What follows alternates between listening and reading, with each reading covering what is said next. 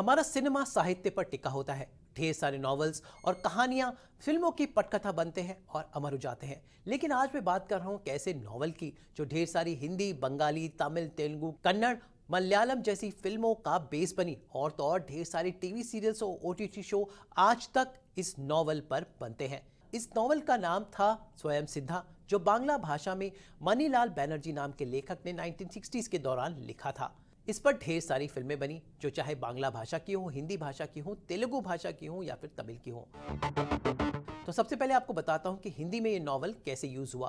तो 1963 की पहली फिल्म जो इस नॉवल पर बनी थी वो थी बहुरानी, जिसमें माला सिन्हा हीरोइन थी। उसके बाद 1980s में हेमा मालिनी की फिल्म ज्योति भी इसी नॉवल पर आधारित थी। और उसके बाद 90s के दौर में माधुरी दीक्षित और अनिल कपूर की हिट फिल्म बेटा भी इसी नॉवल पर आधारित थी। इसके अलावा ढेर सारे पॉपुलर सीरियल जैसे कोशिश आशा से लेकर और भी ढेर सारी सीरियल्स की मैं बात करूं तो एक लंबी लिस्ट है, वो इसी नॉवल पर आधारित है।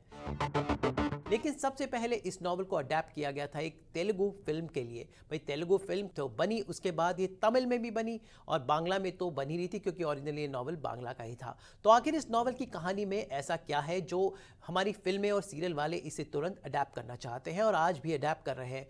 तो इसकी वजह है कि कहानी एक गुड वर्सेस इविल, बुराई पर अच्छाई की जीत पर आधारित है। एक सिंपल सी लड़की जिसकी अचानक शादी हो जाती है एक ऐसे परिवार में जहां उसका पति मेंटली चैलेंज होता है, लेकिन वो लड़की तमाम अत्याचार और जुल्म सहकर अपने मेंटली चैलेंज पति को ठीक करती है, नॉर्मल बनाती है और ऑल इज वेल कर देती है।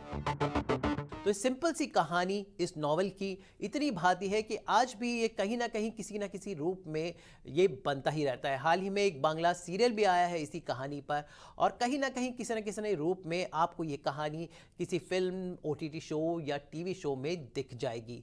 तो ऐसी होती है हमारी नॉवेल्स और कहानियों की पावर कि आज भी उन्हें लिख दिया गया है, लेकिन किसी न किसी फॉर्म में वो आपको किसी पर्दे पर दिख जाएंगे। तो साहित्य, सिनेमा, म्यूजिक और ओटीटी शोज और टेलीविजन की जुड़ी हुई जानकारी के लिए आप हमारे साथ कनेक्टेड रहिए, बने रहिए और देखते रहिए हमारा शो। So stay tuned.